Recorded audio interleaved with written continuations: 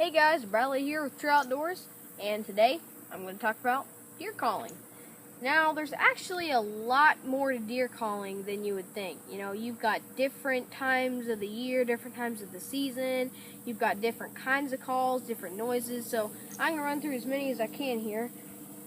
Let's just start with early season, since deer season is coming in pretty soon here. So, early season, bow season, there isn't a whole lot of calling. But the little bit of calling there would be is maybe some grunting. I've got two different calls I would use for this. And I have a Primos Power Buck and Doe. I love these. These are just classic tube, grunt tubes. And you can extend it, make it a lot deeper. So these are nice, and just do grunts, stuff like that. Like I said, there's not a whole lot of calling in the early season, and if there is, you could even do fawn bleats, which will call in does if you want to shoot a doe.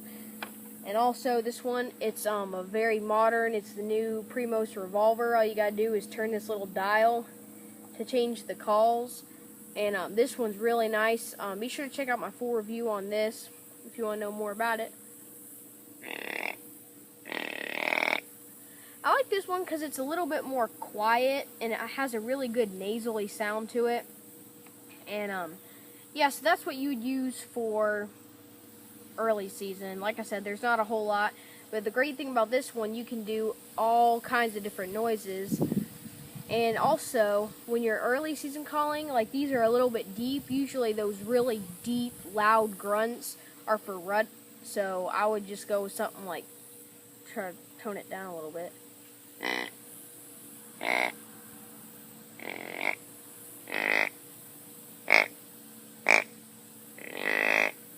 So just a couple of grunts, higher pitched grunts, and that may be what gets that buck to come in a little bit closer so you can shoot them. But the main thing is, the main thing is rut. Before you get to rut, there's the mid-season, and that's right between the early season and the rut. And in between that area, that's when you'll have more of your rut calls, like a rattling call, and maybe some deeper grunts, which I'll use this for.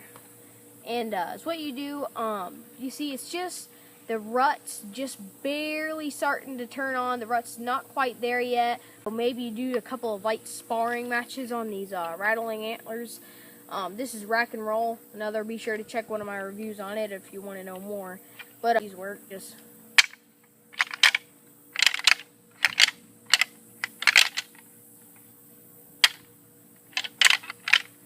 So just real light, little bit of tapping.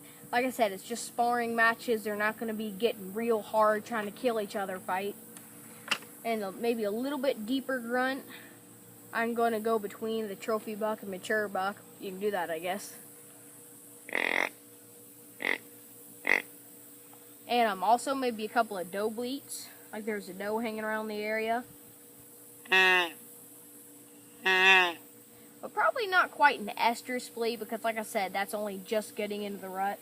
But when you're deep in the rut and the heat's on, that is the best time. You know, you can call in deer so easy when the rut's on. You want to use your loudest estrus bleats, big buck roars, like I've got this rut roar here, and snort wheezes. Snort wheezes are the best for getting bucks in during the rut. I mean, I've called in several bucks with snort wheezes. You know, real loud.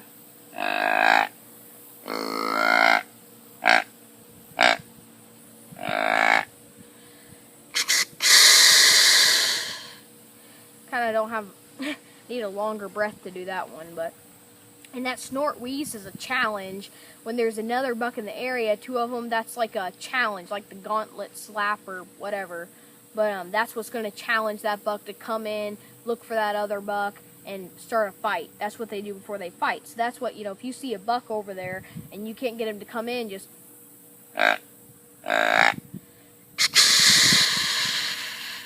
and it is so much fun. You can watch those big bucks. Their heads will just snap up and look around and wonder where that buck is, and they'll start walking around. And yes, I love those snort wheezes. And your rattling, that's right after you do the snort wheeze, follow up with the rattle, and do it hard. Just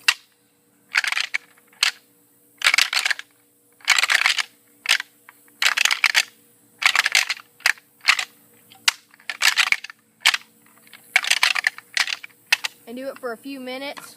And you can throw, if you can hold it in your mouth, and you can do that. And this one, if I'd snap it onto my leg, I'd rattle while it's on my leg, and that kind of stuff that shows they're fighting. And estrus bleats, they have these things called cans that do bleats. I had one, but actually you got to watch out for those cans because they are not waterproof. I took one out and it was a rainy day when I was hunting, and yeah, it didn't work after that.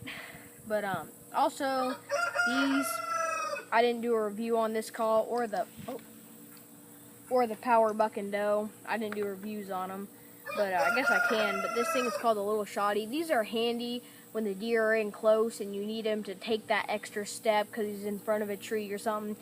You stick it in your mouth, get his hands free, have a roll.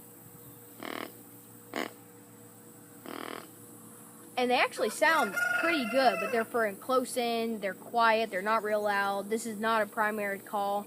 And the neat thing about it, though, it's got little bite grooves, so you can bite down on it and make bleats. But I can't really bite down on it.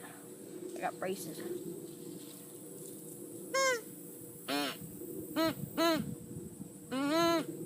So don't bite down too hard or too little, because that's going to change the noises and stuff.